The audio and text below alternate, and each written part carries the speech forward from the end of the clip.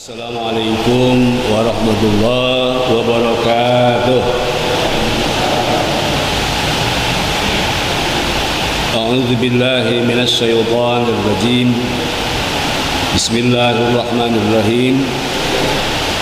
Subhanaka la ilma lana illa ma 'allamtana innaka antal alimul hakim. Rabbi zidni ilma warzuqni fahma. Allahumma aftah aqfala qulubina bi dzikrika wa asmim alaina ni'mataka wa ansurna min khazain rahmatik ya arhamar rahimin. Rabbi ighfirli wa li walidayya warhamhuma kama rabbayani shaghira walhamdulillahi rabbil alamin. Mari kita lanjutkan kajian tafsir maudhu'i, dan hari ini insyaallah kita akan membahas surat Al-Imran ayat 19. Judul kontemporernya, jadi ada Islam, ada Islam Nusantara. Apa bedanya? Nanti kita jelaskan dari berbagai hal. Pertama, perbedaannya akan jelaskan dari aspek bahasa, kemudian dari aspek makna, dan dari aspek realitas. Jadi ada 3 aspek yang akan kita jelaskan. Sebelum dijelaskan 3 aspek ini, maka mengutarakan judul ini karena Islam itu turun dari Allah melalui Jibril kepada Muhammad SAW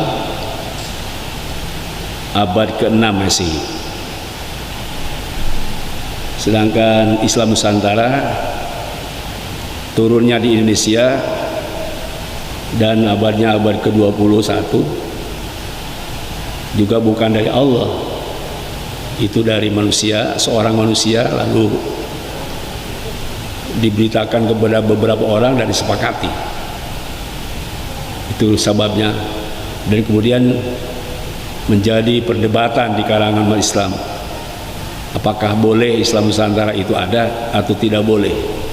Kontroversi tentang boleh tidak itu sudah lama, sejak dideklarasikan Islam Nusantara. Siapa yang menonjol perbedaannya? Karena mereka mengaku dari NU, maka kemudian orang-orang NU melihat khitoh. Ternyata di dalam NU khitoh atau khitoh NU, Hasyim Asy'ari menjelaskan bahwa aswaja Ahlussunnah wal Jamaah itu adalah firqatun najiyah, kelompok yang selamat dunia akhirat. Jadi kalau melihat khitoh NU yang dilaksanakan oleh para pendiri NU, bahwa ada khitoh, dan NU khitoh, NU yang lurus, itu masih menggambarkan bahwa kita harus membawa ini itu sesuai dengan khitohnya, garis-garis besar, susul kanun asasi, yaitu untuk dakwah, pendidikan, dan sosial. Saya punya itu, ya, kanunnya punya saya, karena saya kebetulan dari dulu adalah di NU Khitoh, NU Garis Lurus. Jadi ada 2 NU, ada NU struktural, yaitu di bawah pimpinan komando yang sekarang berjalan, dan ada NU kultural. NU kultural masih tetap istiqomah, yaitu berdasarkan surat Al-Imran ayat 19, bahwa agama yang benar adalah Islam. Sedangkan ya, NU struktural Islam Nusantara. Jadi ini perbedaannya. NU ini juga cuman ada struktural, NU Islam Nusantara, ada NU kultural, NU yang masih berpegang kepada khitoh.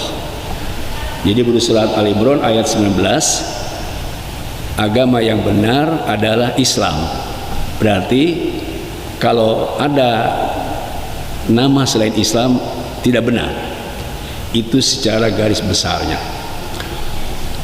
Nah, kemudian kalau kita lihat sekarang, ya, dari aspek dari organisasi. Jadi ada NU Hitoh, berarti ada NU min duni hitoh, arti pikir hitoh. Ada NU yang di garis lurus, ada NU yang tidak hitoh. Ini terjemahnya bisa tidak lurus, bisa menyimpang, dan istilah bahasa-bahasa lain masih bermunculan. Atau NU munharib yang tidak sesuai garis besar NU. Maka kita melihat ayat 19 surat Al-Imran, di sini bisa dipertegas tentang inna dina indal Islam secara teks. Inna dina indal Islam, sesungguhnya agama di sini terjemahkan di sisi Allah, ya. Karena tidak ada terjemah lain. Inna sesungguhnya agama menurut Allah yaitu al-Islam. Kalau inna itu huruf taukid, inna dina indallah Islam, itu di dalam tafsirnya inna dina menurut Imam Jani Suyuti al-Marda, agama yang diridhoi oleh Allah adalah Islam. Sedangkan menurut Ibnu Katsir al-Muqtaqabbal, agama yang diterima oleh Allah hanyalah Islam. Sedangkan menurut tafsir Kemenag yang disempurnakan, agama yang sah menurut Allah adalah Islam. Tapi di situ ada agama yang diterima dan sah oleh Allah adalah Islam. Ini tafsir-tafsir yang muktabar. Ya. Karena itu kita harus juga melihat aspek bahasa. Inna dina indal Islam itu dalam aspek bahasa sebutnya menyimpan domir huwa. Inna dina indallahi huwal Islam. Kenapa huwanya tidak ditampakkan? Kenapa? Karena disimpannya domir huwa isyaratun ila anal jumlah ma'rifatut tarfain fatubil hasal. Itu bahasa Arabnya. Tidak dimunculkan lafaz huwa menunjukkan bahwa jumlah mubtada, karena situ ada dua mubtada, khobarnya satu. Jumlah mubtada satu dan dua, maka disatukan itu tupil hasal, artinya hanya itu. Jadi kalau diterjemahkan menurut kaidah bahasa Arab, sesungguhnya agama yang diridhoi dan diterima serta yang sah oleh Allah, menurut Allah adalah atau hanyalah Islam. Jadi inhisar itu hanyalah Islam. Selain Islam tidak diterima. Kenapa? Karena di dalam surat Al-Imran ayat 85 juga dijelaskan, wa may yabtaghi wal Islam dinan fala yuqbalu min. Barang siapa orang yang mencari selain kata Islam atau agama Islam, tidak akan diterima oleh Allah. Wa huwa fil akhirati minal khasirin. Di akhirat selain kata Islam tidak akan diterima dan rugi. Itu dari aspek bahasa, ya. Kemudian masih dari aspek bahasa, bahwa lafaz inna itu juga bisa dibaca anna. Kalau dibaca anna itu badal dari ayat sebelumnya, syahidallahu annahu la ilaha illahu wal malaikatu wa ulul ilmi qaiman bil qisti la ilaha illallah. Jadi lafaz annahu la ilaha, karena di situ syahidallah annahu, Allah bersaksi, malaikat bersaksi, wa ulul ilmi, para ulama bersaksi, annahu la ilaha illahu, bahwasanya tidak ada Tuhan kecuali Allah, artinya tauhid.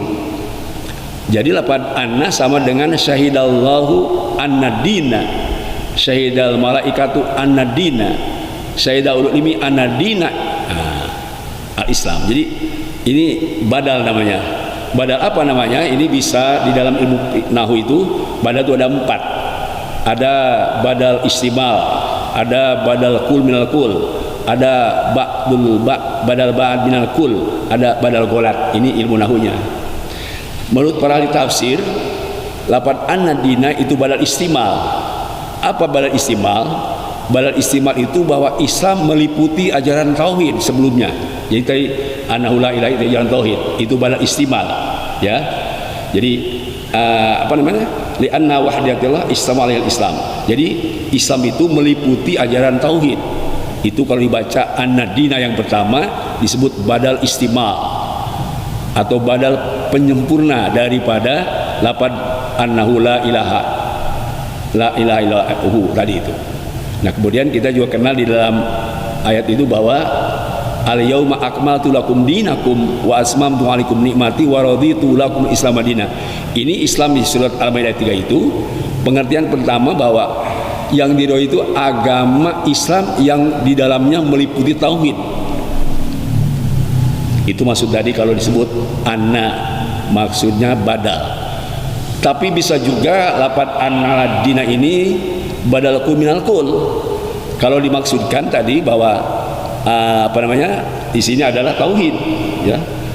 Al-Islam itu tauhid.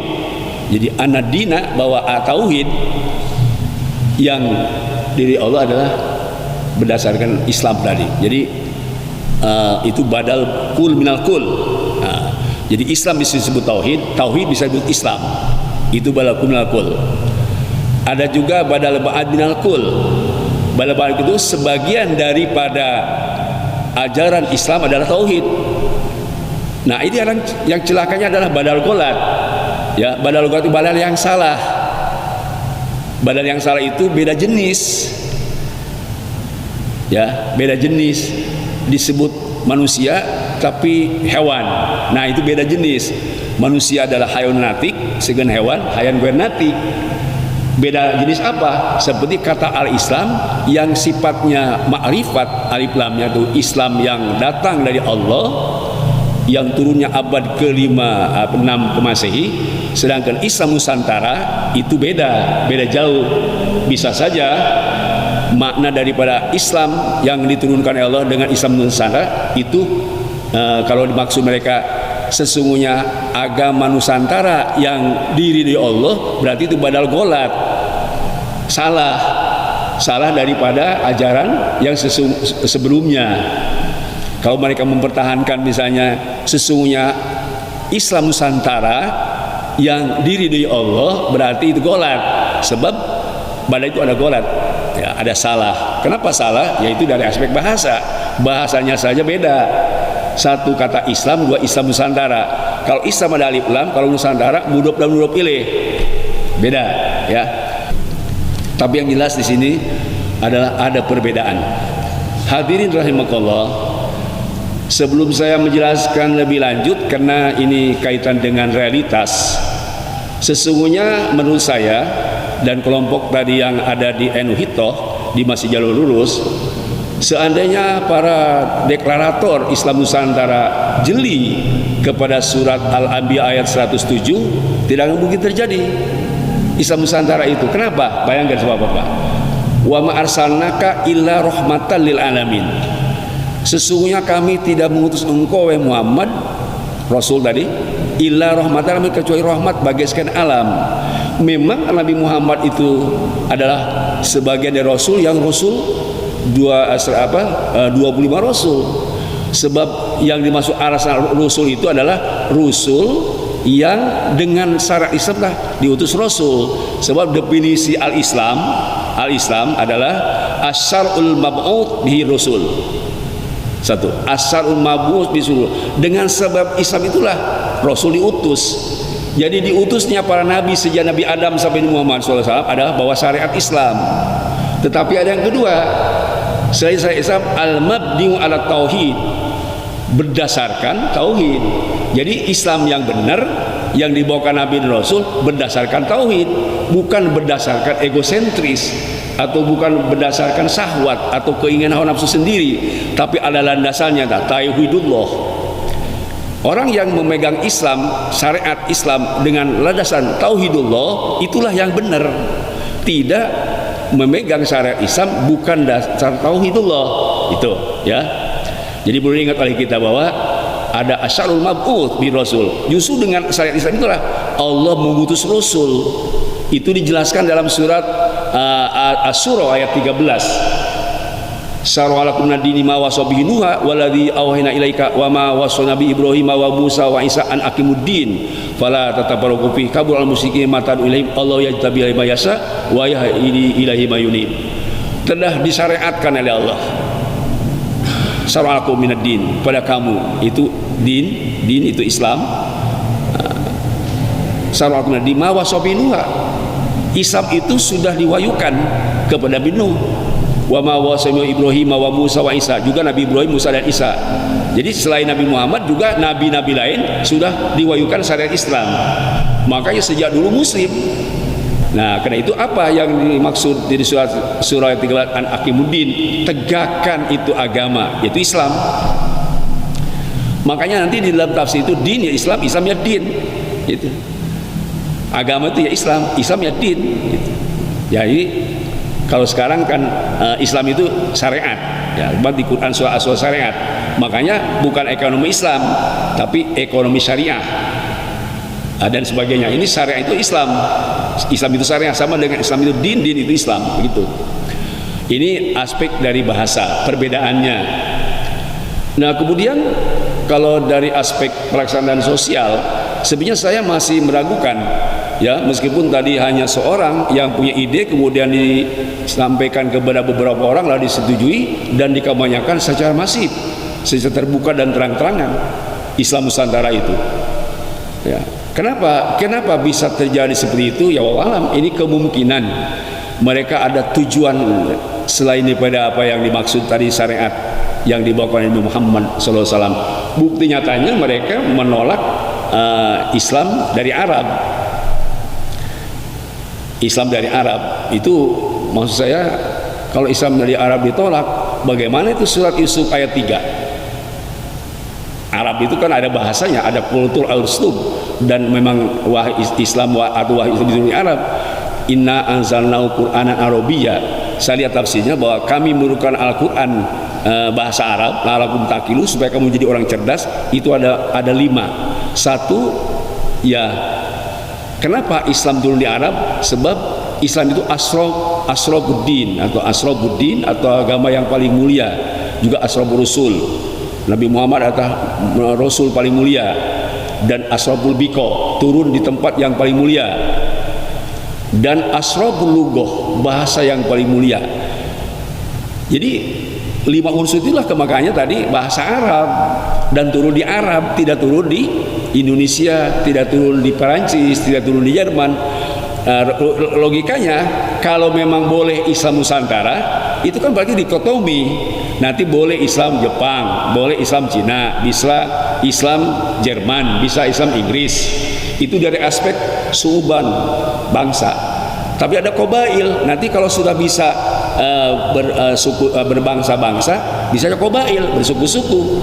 Kalau di Indonesia dibolehkan Islam Nusantara, nanti boleh Islam Jawa, Islam Sumatera, Islam Kalimantan. Sudah Islam Jawa juga boleh, Islam Jawa Tengah, Islam Jawa Timur, Islam Jawa Barat. Islam itu sudah asrabul al-lughah, paling mulia. Realitasnya kita lihat, ya, misalnya kepada realitas perbedaan. Apa perbedaannya? Islam mengajarkan rahmatan lil alamin, menyayangi kepada seluruh alam, tidak hanya manusia, alam hewan, sakilin pada orang jin dan manusia, alam hewan, alam nabatat.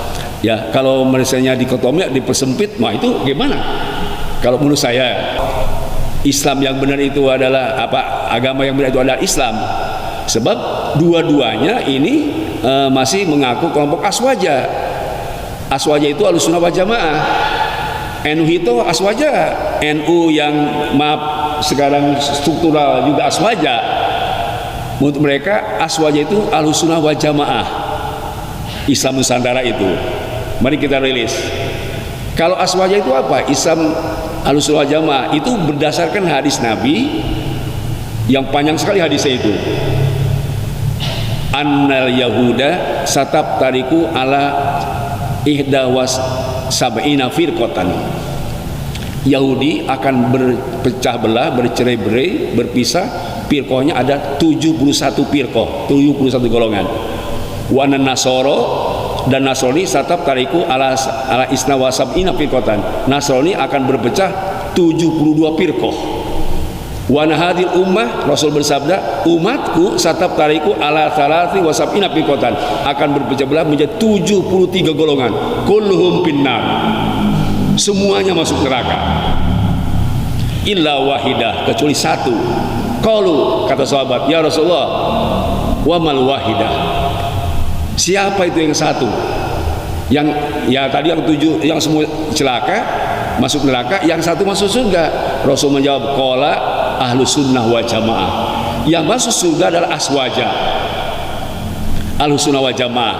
Ahlus sunnah wa jamaah di dalam kitab Ibnu Katsir dijelaskan, ma ana ali wasabi, yang aku di situ melakukan qiyadah wal qudwah, aku sebagai pemimpin teladan, dan ashabi, sahabatku yang mengejawantahkan hadis-hadisku pertama kali. Dan beliau itu sahabat-sahabatku itu sahabat yang juga melaksanakan perbuatan yang disetujui olehku.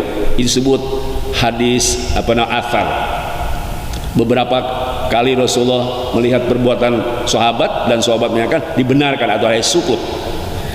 Jadi aswaja itu adalah ajaran Rasulullah dan ajaran para sahabat. Di bidang tauhid, aswaja itu ya, selain kemarin sudah sampaikan yaitu Quran, hadis darinya, juga mereka beraliansi kepada Abu Musa al-Asy'ari di bidang tauhidnya. Di bidang fikih, aswaja itu ikut kepada 4 mazhab. Salah satu dari 4 mazhab ya, yaitu banyaknya mayoritas Imam Syafi'i.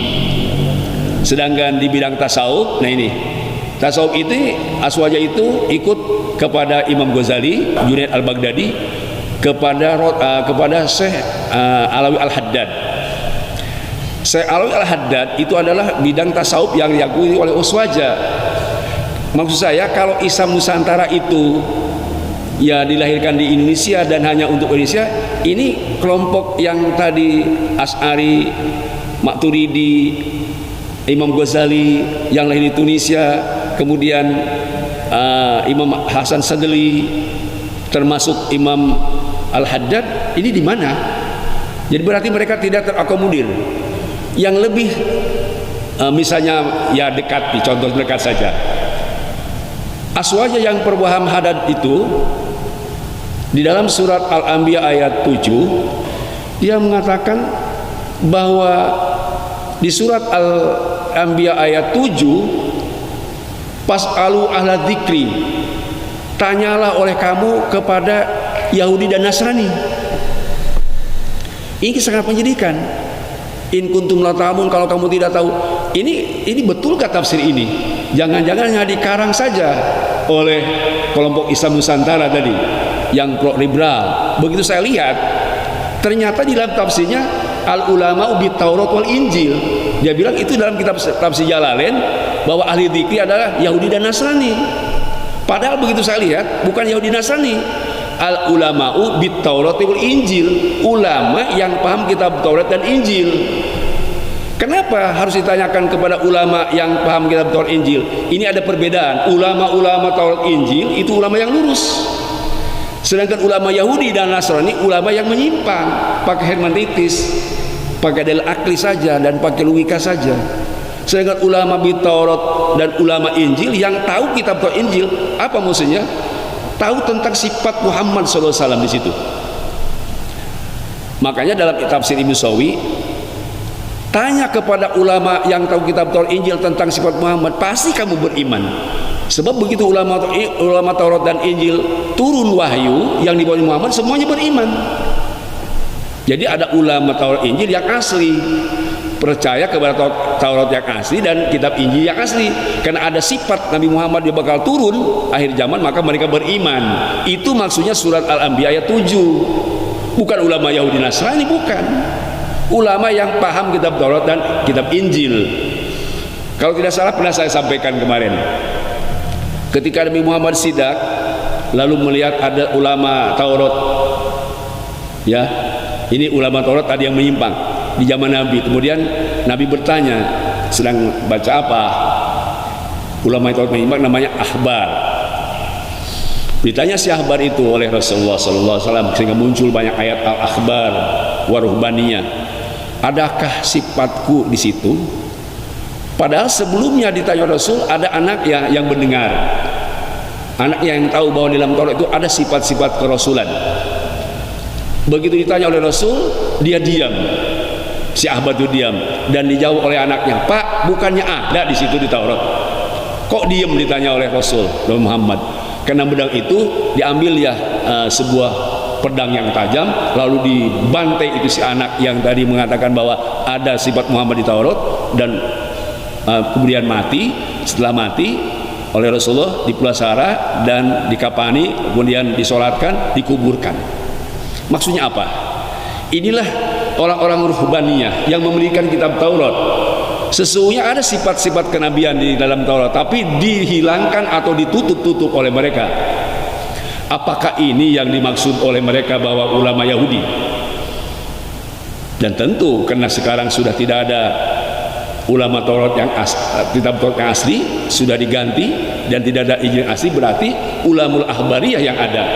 Kalau tujuannya surat Al-Anbiya ayat 7 pas al-Dzikri harus ditanya kepada ahli atau Yahudi dan Nasrani, ini maksud saya sangat menyakitkan kepada para tafsir, baik Imam Suyuti, baik Imam Ibnu Katsir dan seluruh ahli tafsir. Tidak ada yang menerangkan bahwa al-Dzikri adalah ulama Yahudi atau Nasrani. Bahkan ada seorang santri saya lihat di WA, dia membawa kitab Risalatul Muawanah. Ternyata di dalam dua surah saya lihat juga bisa di situ ada al-ulama ul-Islam, ulama Islam. Kenapa ulama Islam? Sebab ulama Islam itu lebih baik dan lebih utama daripada ulama-ulama Bani Israil yang tadi tahu Taurat dan Injil. Ulama ummati ka anbiya Bani Israil, ulama umatku yang sekarang ulama Islam itu lebih utama dan lebih baik daripada ulama-ulama Taurat dan ulama Injil zaman dulu. Itu dijelaskan dalam surat Al-Baqarah ayat 143. Wa kadzalika ja'alnakum ummatan wasata. Kita ini adalah umat yang wasato, du ilmin wa amalin, menguasai berbagai ilmu. Sejak dulu turun ibu sampai sekarang dikuasai oleh umat Islam, dan du adulin, orang yang adil yang bisa melaksanakan ilmu-ilmu Allah. Itu ulama-ulama Islam. Jadi begitu Bapak hadirin semua, bahwa ini jauh sekali perbedaannya. Berarti kalau tadi mengatakan bahwa ulama yang dimaksud al-Dzikri yang masuk di dalam surah Al-Anbiya itu adalah ulama Yahudi Nasrani, berarti menyakiti kepada Al-Haddad, Syekh Al-Haddad, di mana dia mengarang kitab Risalatul Muawanah yang jadi pegangan orang NU. Ya karena saya orang NU Pak, saya jadi NU ya, tapi saya NU-nya itu histoh. Saya jujur aja, saya ya banyak teman saya di Muhammadiyah, di PSI, tapi saya kenapa?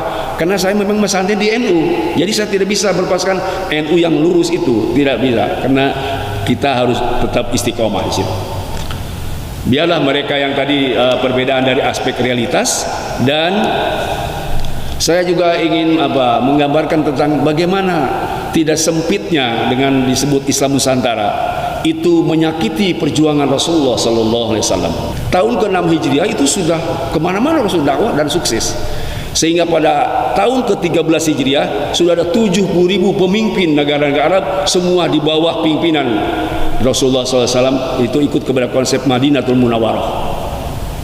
Memang kalau kita lihat sejarah itu kita 2 abad perang salib dan perang dengan Tartar dan Mongol. Mongol itu adalah suku Cina, diperangi, dan Rasul menyampaikan pesan-pesannya kepada raja-raja di Mongol dan di Tartar, serta kemudian juga raja-raja di negara lain. Pernah terjadi ya, berarti Islam sudah maju itu, meskipun memang terjadi peperangan, sehingga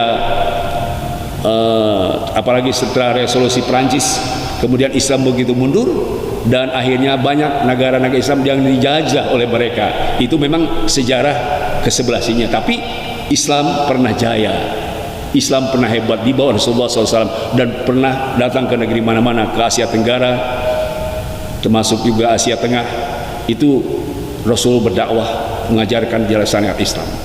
Kalau Islam sudah tadi dijajah oleh bangsa-bangsa lain, itu memang sampai abad 20. Tetapi kalau Islam itu yang dibawa Muhammad, maksud saya salah, tidak mungkin Eropa, Amerika sekarang berbondong-bondong masuk Islam. Jadi sangat menyakitkan kepada perjuangan Rasulullah kalau ada Islam tadi Nusantara. Kenapa? Islam Nusantara itu hanya berlaku untuk negara negara di Indonesia atau Nusantara. Jadi makanya banyak kalau orang ada mengatakan tidak ada Islam Nusantara. Nah, itu saya kira pendapat orang, dan banyak teman-teman kita yang menolak.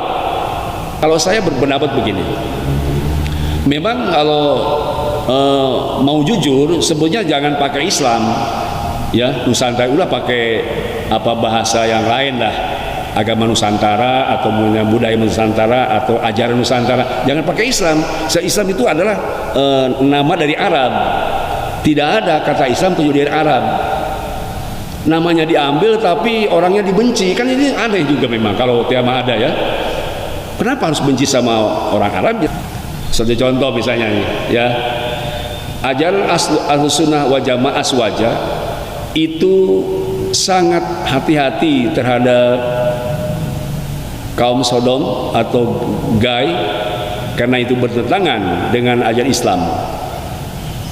LGBT itu oleh Islam yang ya tadi al-Islam, ajaran Aswaja yang masih hitoh, itu diperangi dan tidak boleh ada. Itu bertentangan dengan kaidah Islam.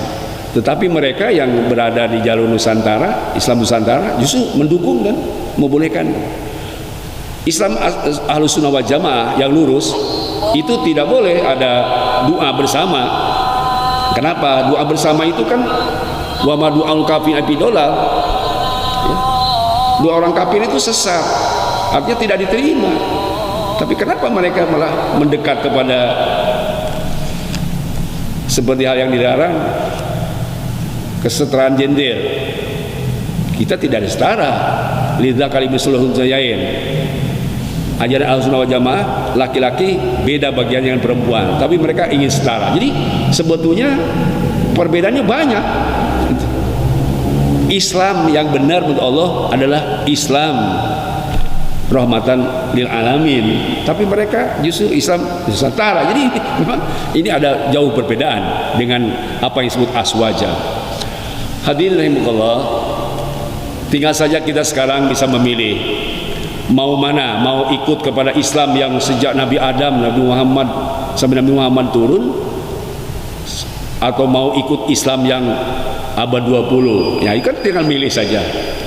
Kemudian apakah kita ingin mempertahankan aswaja yang tadi benci kepada kekufuran, kefasikan dan kemunkaran, kemaksiatan? Apakah kita sinkritisme, mencampur adukan, boleh bergaul bebas, boleh beragama bebas, boleh berpikir bebas? Bagaimana? Ini kan tinggal dipilih saja. Sebab sebetulnya mereka itu lahir karena dulu kita ada jaringan Islam liberal atau pluralisme, spilis, pluralisme, liberalisme, sehingga ditentang oleh semua kalangan, baik oleh NU atau Muhammadiyah atau Persis, semua menentang tentang liberal, dan mereka tidak punya alasan lain kecuali harus mengalah dengan dikeluarkannya fatwa tahun 2005 oleh MUI bahwa spilis adalah haram, liberal tidak boleh berjalan, pluralisme juga dan pluralisme, sekularisme, liberalisme. Setelah dikeluarkannya fatwa itu, kemudian mereka tidak punya rumah, yang akhirnya bikinlah Islam Nusantara itu rumah mereka. Jadi sebetulnya rumah-rumah orang yang liberal tadi itu, yang segala bebas. Ini maksud saya, kita mengikut mana? Ikut yang liberal atau ikut yang lurus? Itu pilih saja. Kalau saya dalam hal ini tinggal orang yang memandang apakah ini Islam Nusantara, apakah itu kan realitas sudah ada. Cuman kita diberi wahadainahu najdain. Kita diberikan dua di hadapan kita. Ada Islam yang dibawakan Nabi Muhammad SAW yang lahir abad ke-6 Masehi, dan ada Islam yang lahir yaitu abad ke-20, nama Islam Nusantara. Tinggal pilih saja.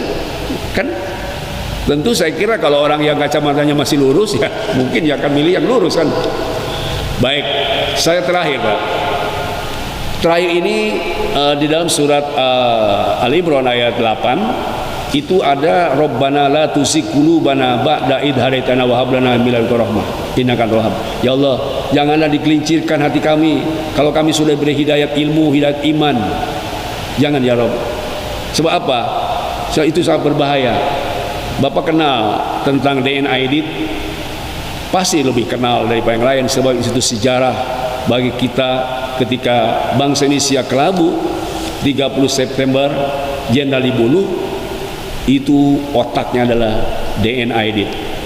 DNA edit itu Pak, inilah pentingnya hidayah Pak, wajib dipelihara. Dia itu adalah anak seorang yang cukup beragama. Dia adalah pendiri Muhammadiyah.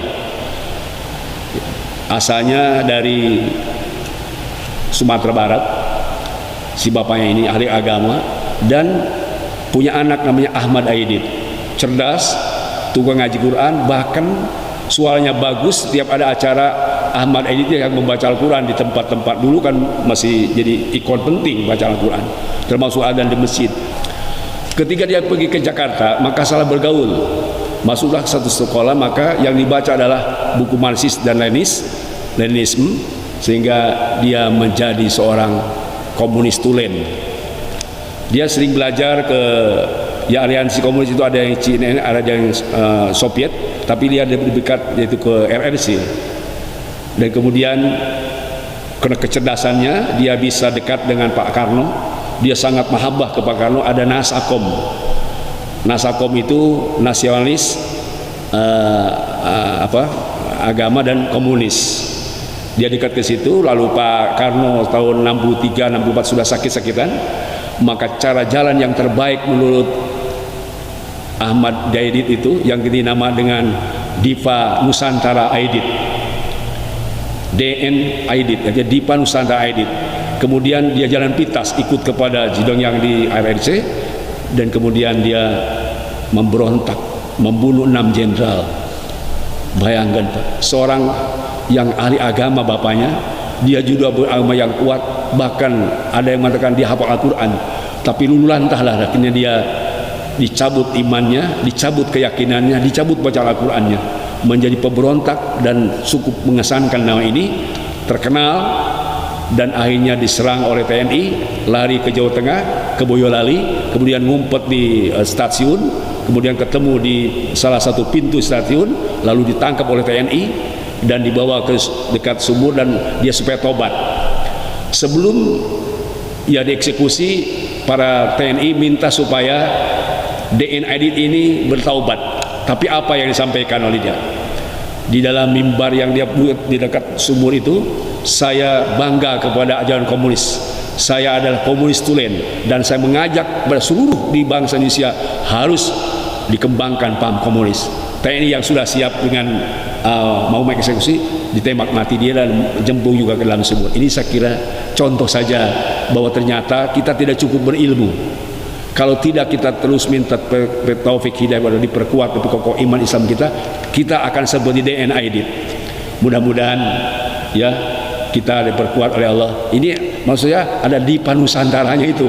Jangan-jangan jadi kan ada ya, meskipun misalnya Islam Nusantara ya kamu itu, tapi kalau mereka tidak tobat maka terjadilah sesuatu yang tidak diharapkan oleh mereka. Ini harapan dari saya.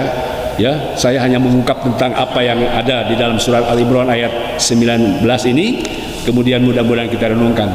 Sebab di sini ujungnya adalah innallaha sari'ul hisab. Kalau dia kufur kepada ayat Allah, meskipun hanya sebagian dan iman sebagian, tetap Allah akan cepat mengazabnya, baik di dunia maupun di akhirat. Kita dikejutkan dengan peristiwa yang terjadi. Orang mencaci Nabi saja, hanya sekadar melukis Nabi Muhammad yang dilarang oleh Islam. Apa akhirnya mereka mengejar, tidak dapat, dan memang di polisi, tetapi akhirnya meninggal wafat dalam keadaan menjijikan, yaitu dibakar oleh api. Saya kira ini ancaman-ancaman yang memang sudah diwujudkan oleh di dunia. Kembali saya sampaikan dari khisun di dunia, hina sekali mereka mati di dunia dengan cara tadi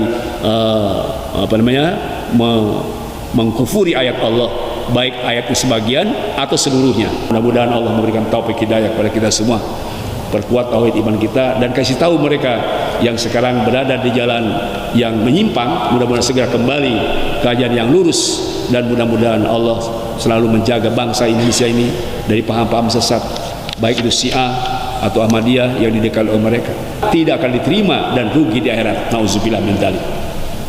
Subhanakallahumma wa bihamdika asyhadu an la ilaha illa anta astaghfiruka wa atubu ilaik. Sallallahu alaihi wa sallam Muhammadin walhamdulillahirabbil alamin. Assalamualaikum warahmatullahi wabarakatuh.